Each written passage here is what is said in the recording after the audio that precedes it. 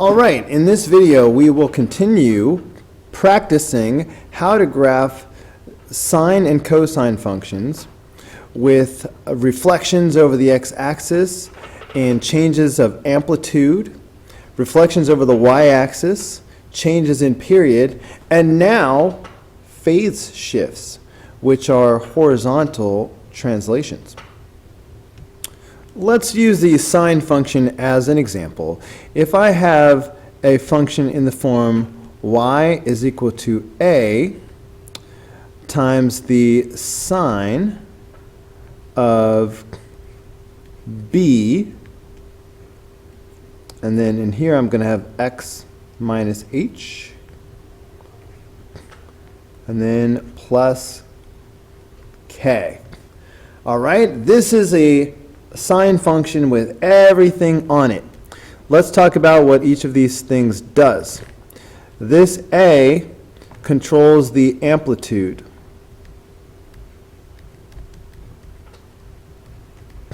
All right, the amplitude is going to be the absolute value of a. Amplitude is always positive. This b value controls the period. All right, the b value is not the period, but the period is always going to be 2 pi divided by that b value.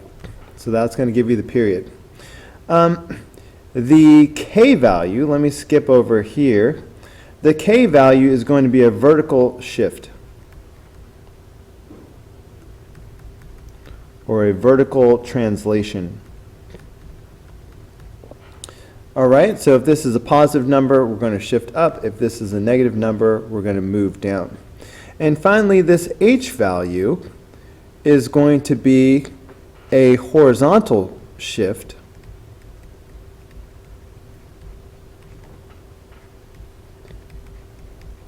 Now, when we are dealing with periodic functions, these functions that repeat over and over again forever, a horizontal shift has a more specific name called a phase shift.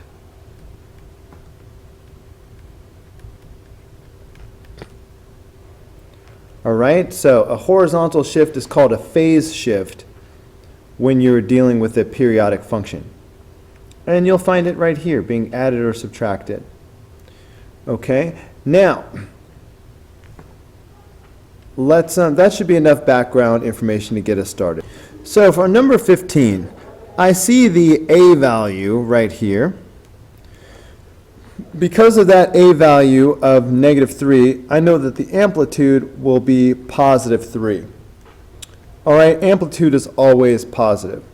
Now that negative sign is going to be a reflection over the x-axis. So this function will be upside down, but we'll deal with that later.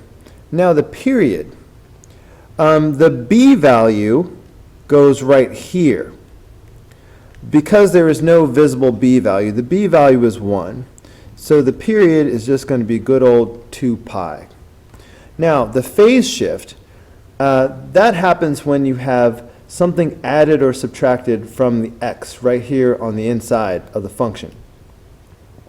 There is nothing added or subtracted from the x, so there is no phase shift for this particular problem. So I'm just going to go ahead and say none still.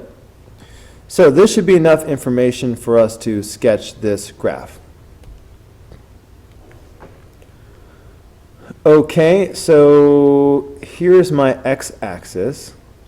Because the amplitude is 3, I'm going to go up to +3, and I'm going to go down to -3. Because the period is 2 pi, I'm going to come all the way over here, and I'm going to put 2 pi. Then halfway in the middle should be pi. Half of that should be pi over 2. And this should be 3 pi over 2.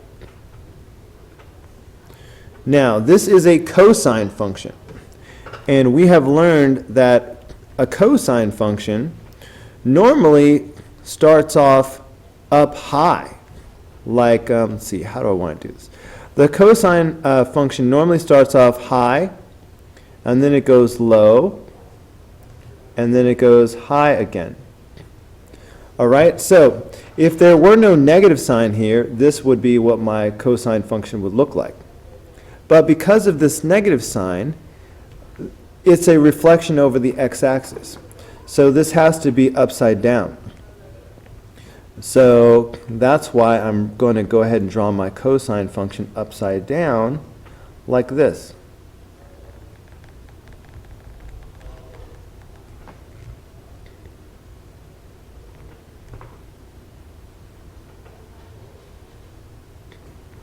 And that is what number 15 should look like. Take a look at number 16. The a value goes right here. There's no number there, so it must be a 1. That means the amplitude is 1. Now the b value is this number right here. Now that is going to affect the period indirectly. The period is always 2 pi divided by the b value. Now it's really going to be the absolute value of the b value. I'm not going to put negative 3, I'll just put 3. And that's it. This doesn't reduce or anything. So 2 pi over 3 is the period. All right, notice it is positive. Phase shift. Phase shift happens when you have something added or subtracted from the x inside the function. There is nothing added or subtracted in here, so there is no phase shift. By contrast, when we get to number 17, this is what a phase shift looks like. Okay, but for now, we're just going to say none. And this should be enough information for us to graph this function. Okay, let's go ahead and get started.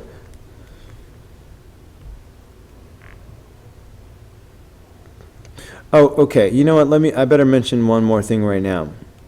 This negative sign on the inside, like this, is a reflection over the y-axis.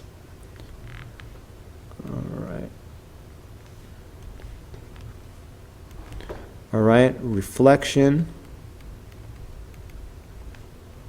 over the y-axis. Okay, that is the significance of this. That is a reflection of the y-axis.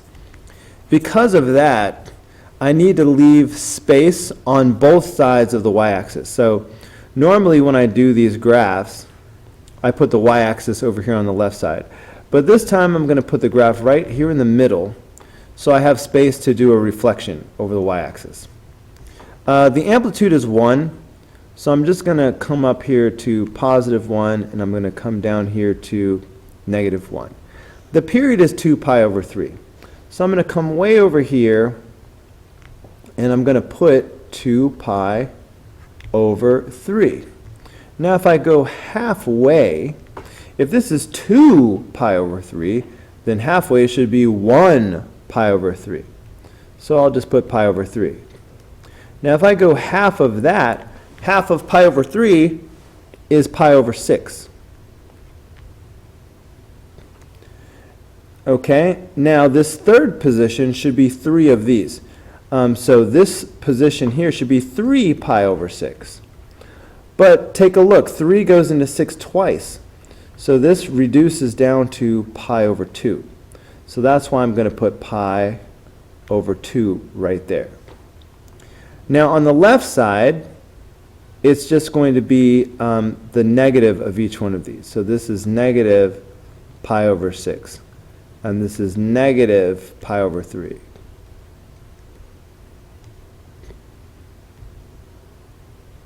And this is negative pi over 2. And this is negative 2 pi over 3. So let's go ahead and do the graph. First I'm going to graph it without the reflection. So if there was no negative sign right here, let's see, this is a cosine function. So I would know to start off up high like this. And then I would go down to the midline, and then I would go low. And then I'd go back to the midline, and then I would go high. So this would be how the graph would look if there were no negative sign. Now, because there is a negative sign, I need to take these 5 critical points and reflect them over the y-axis. So this point that's on the y-axis isn't going to move. But the mirror image of this point is here. The mirror image of this point is going to be at negative pi over 2. The mirror image of this point is going to be down here. And the mirror image of this point is going to be over here. So hopefully you can see that this set of blue points is the mirror image of the red points. It's the reflection over the y-axis. So these are the values that I will graph.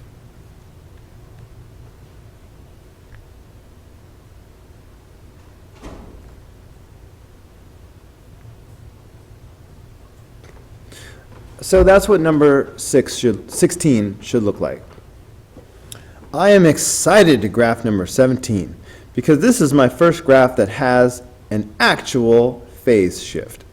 Now the A value goes right here. There's nothing visible, so the amplitude must be 1. Now the period is affected by the B value. Okay, the B value goes right here. The fact that there's no number sitting there tells me that the period must remain 2 pi as normal.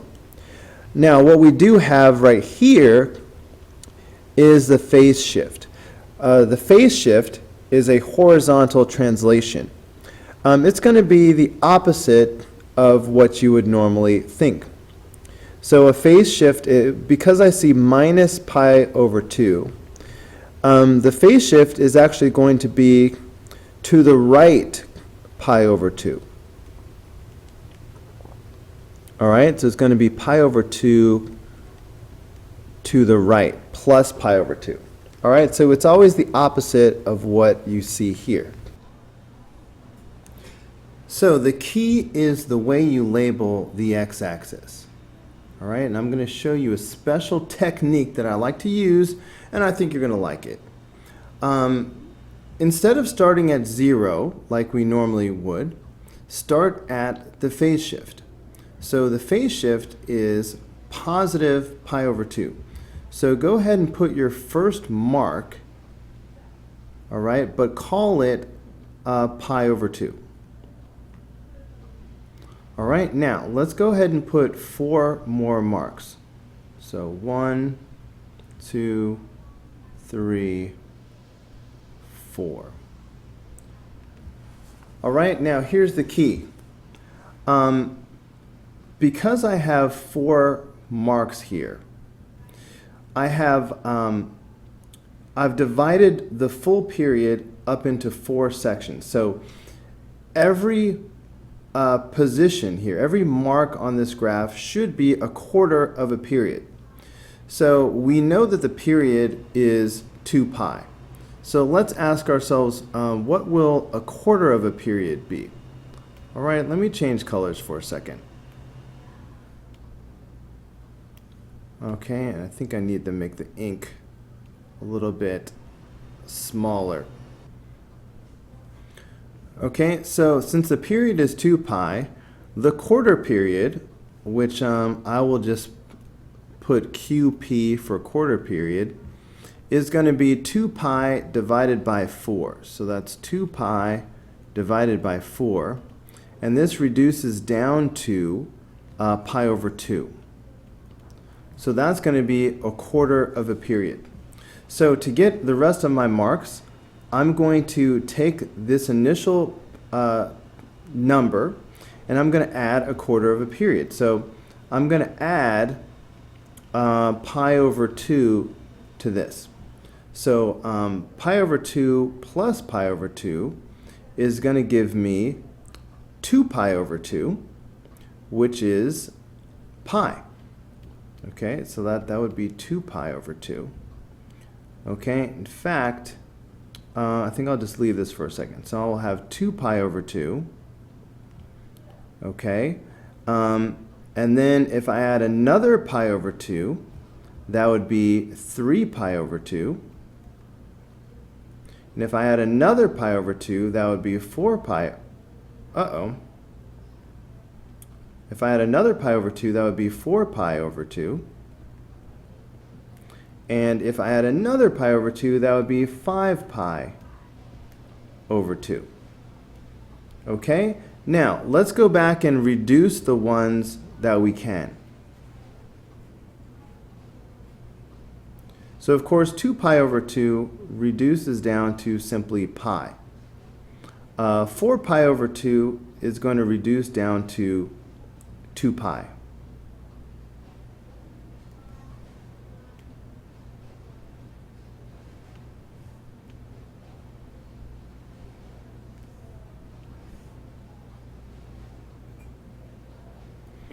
Okay, so since these are my x values, I can go ahead and create the sine function. Now, so if this is pi over 2, my y-axis is going to be over here to the left somewhere. In fact, let's go backwards. So I started at pi over 2. Imagine if I subtracted pi over 2, because I'm moving to the left. Pi over 2 minus pi over 2 is 0. So that actually tells me that the y-axis will actually be right here, right? This is the y-axis. All right, so I'm going to go ahead and put 1 and negative 1 on my y-axis like you do. So we know that for the sine function, you always start on the line, on the midline. So remember, this was our very first mark. So I'm going to put my first dot on the line. And then as I go over a quarter of a period, it should be up by the amplitude. And then it goes back to the midline. And then the next quarter period, it should be down, all right, the amplitude. And then if I go another quarter of a period, I should land right back on the midline. So this graph is going to look just like this. And that's it. That's the answer. But the key is the way we labeled the x-axis. So again, start with the phase shift and then add a quarter of a period 4 times. Take a look at number 18. The A value goes right here. There's no number there, so the amplitude must be 1. The B value goes right here. There is no number there, so the B value must be 1, which means the period must still be 2 pi. But what we do have is a phase shift. All right, that's what you get when you have something added or subtracting inside the function right next to the x.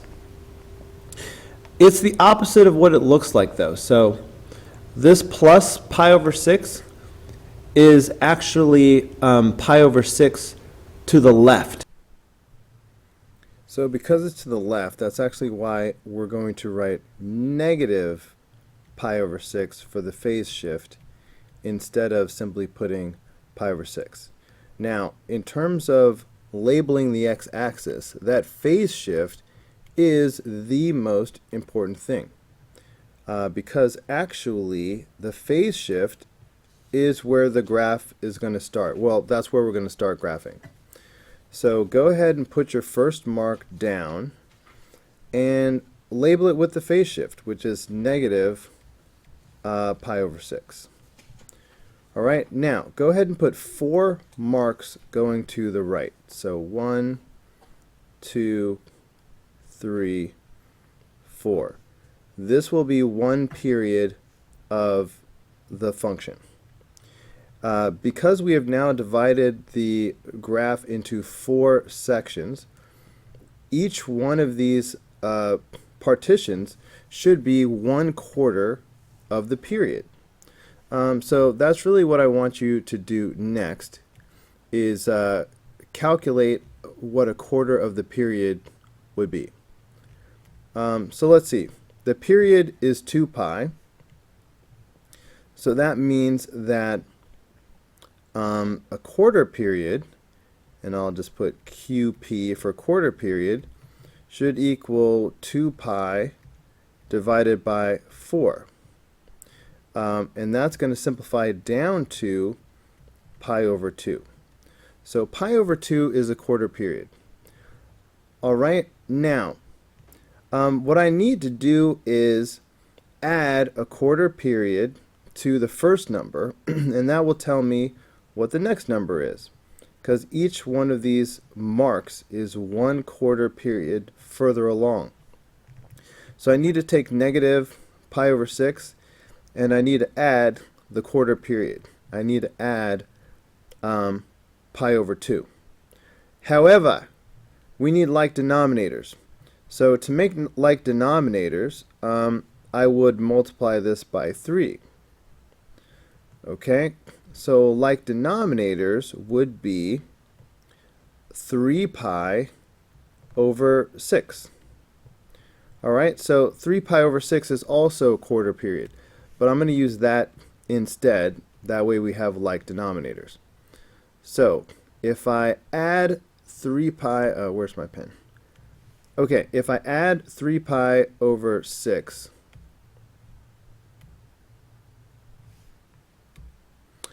I guess I gotta do this.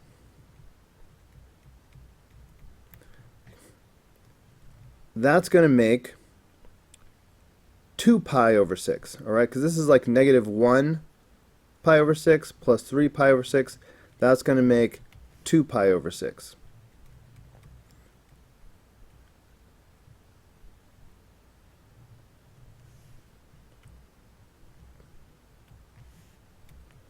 Okay, so this next mark is going to be 2 pi over 6. If I add another 3 pi over 6, okay, that's going to make 5 pi over 6. And if I add another 3 pi over 6, that's going to make 8 pi over 6. And if I add another 3 pi over 6, that's going to make 11 pi over 6. All right, now some of these will reduce. So let's reduce the ones that we can. 2 pi over 6 is going to reduce down to pi over 3. So let's go ahead and replace that with pi over 3.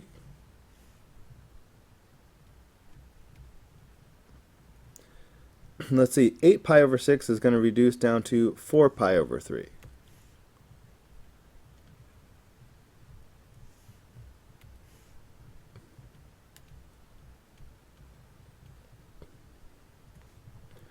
All right, so these are the marks on the x-axis that we need. All right, let's go ahead and put a y-axis in here somewhere. See how it goes from negative to positive. So the y-axis should be in here somewhere between negative pi over 6 and positive pi over 3. So there's my y-axis. The amplitude is 1, as we discussed earlier. So let's go ahead and put a 1 up here and a negative 1 down here. All right, we'll use that to record the amplitude. Just to make my graph a tiny bit easier to make, I might just I'm going to put some dotted lines here just to guide me a little bit better. Okay. Now it's time for the actual graph. So the sine function starts off at the midline. So remember, we're starting at negative pi over 6 because that was the phase shift. So the sine function starts on the line. And then from there it goes up. All right, the y-axis has nothing to do with it. I'm just using my 4 marks. So it goes up and then back to the midline and down and back to the midline.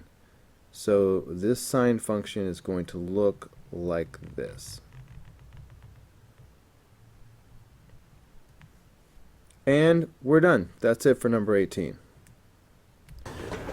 All right, the A value goes right here. There's nothing there, so the amplitude is 1. The B value goes right here. All right, there's nothing there, so the b value must be 1, which means the period must be 2 pi. Now, we do have a phase shift right here. This pi over 2 tells me that there will be a phase shift. This phase shift will be to the left by pi over 2. So this is going to be negative pi over 2.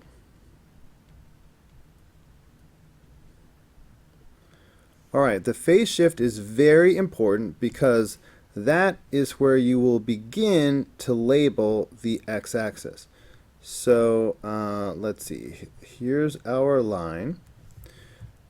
So put your first mark and label it with the phase shift. So I'm going to put negative pi over 2 right here because we're going to start our graph at the phase shift. Now count 4 additional marks. 1, 2, 3, 4. Each mark represents 1/4 of the full period. Because of that, it will be useful to know what 1/4 of the period is. So I can simply add 1/4 period each time to find these other x values. So let me do this over here off to the side. Since the period is 2 pi, the 1/4 period, so I'll just call it QP, is going to equal 2 pi divided by 4. And then that's going to reduce down to pi over 2. So the 1/4 period is pi over 2. So in order to get to the next mark, I need to take the first number and I need to add 1/4 of a period. So I need to add pi over 2. What is negative pi over 2 plus pi over 2? These will cancel out, so that's actually going to make 0. All right, so to get to the next number, I need to add pi over 2 again. But that'll just be pi over 2. And then I need to add pi over 2 again. All right, I'm adding 1/4 period every time because I've divided the graph into 4 pieces. So of course, each piece is 1/4 of a period. So pi over 2 plus pi over 2 is just going to be pi. It would be like 2 pi over 2, but that's just going to be pi. Okay, now if I add pi over 2 one more time, and again, think of it this way. I have pi over 2, I have 1 pi over 2, 2 pi over 2, next would be 3 pi over 2. Okay, so these are all of the x values that I need. Now the y-axis is going to be right here at 0. Alright, 0 means that this is where the y-axis belongs. The amplitude is just 1, so I'm just going to put 1 and -1. Let's see, I'm just going to squeeze the -1 in here, but it would be about like here actually. Okay, so when I do my graph, maybe I'll just put a couple lines right here to help as guidelines. This is not necessary. Alright, just put those as guidelines. So now I can do my graph. This is a cosine function. So I know cosine starts off at its highest value. So remember, I'm starting at the phase shift, and that's the high value. Then it drops to the midline, and then to its lowest point, back to the midline, and its highest point. So this cosine function is going to look like this.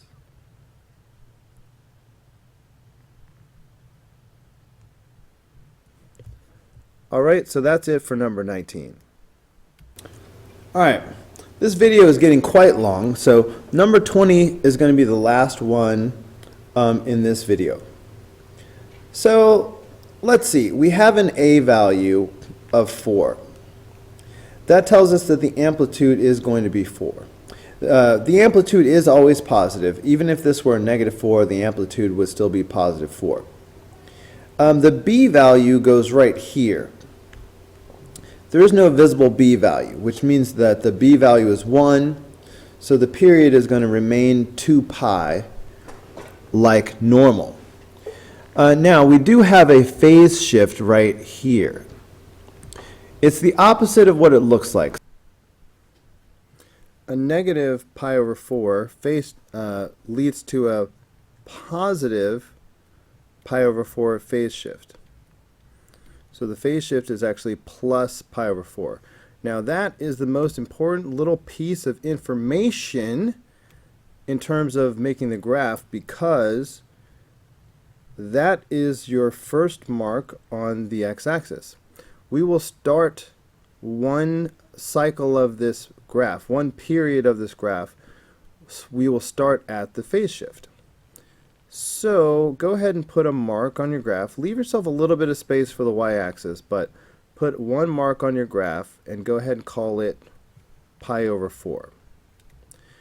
Now, put 4 additional marks on the graph, equally spaced. 1, 2, 3, 4. Each one of these marks is going to be 1/4 of the period. Because of that, in order to label these, it would be very helpful to know what 1/4 of the period is. So I'm going to use QP to represent 1/4 of a period. Let me leave myself a little bit more space. All right, so let's talk about 1/4 of the period. Well, the period is 2 pi, so 1/4 period will be 2 pi divided by 4, which reduces down to pi over 2. So I need to add 1/4 period to this. So if I take this and I add 1/4 period, it will get me to the next mark. Now, I need like terms. So I started to say I'm going to add pi over 2, but I need like denominators. So now I feel a little bit silly because if I look at this version, I already had like denominators. So instead of thinking of the 1/4 period as pi over 2, maybe I'll stick with 2 pi over 4 is my 1/4 period. Okay, so let's go back to that version of it.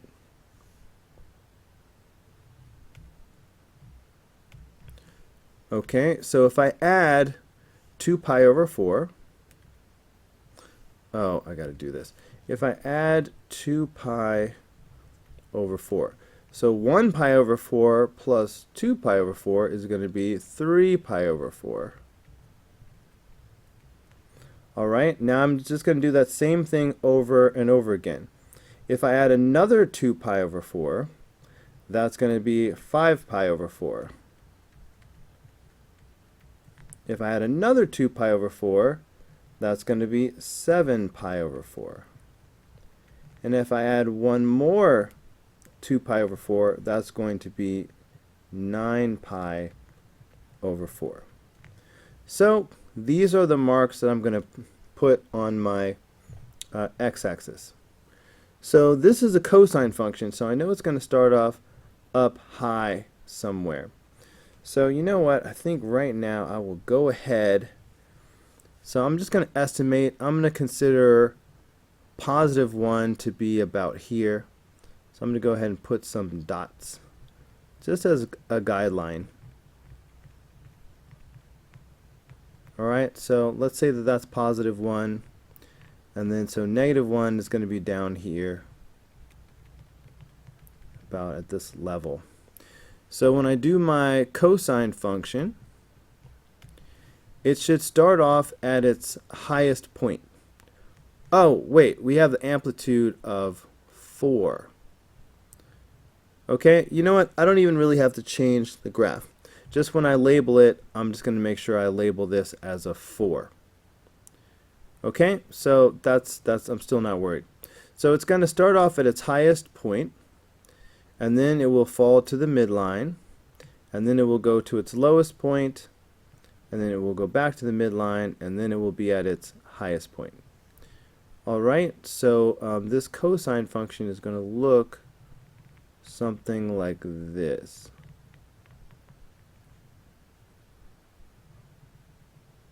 Alright, can you see this mirror effect that's happening over here? That is really distracting. I don't know what that glitch is about. Anyway, this graph is not complete without the y-axis. So I need to do something extra to figure out where the y-axis goes. So what I'm going to do is, well, first of all, I'm going to change colors.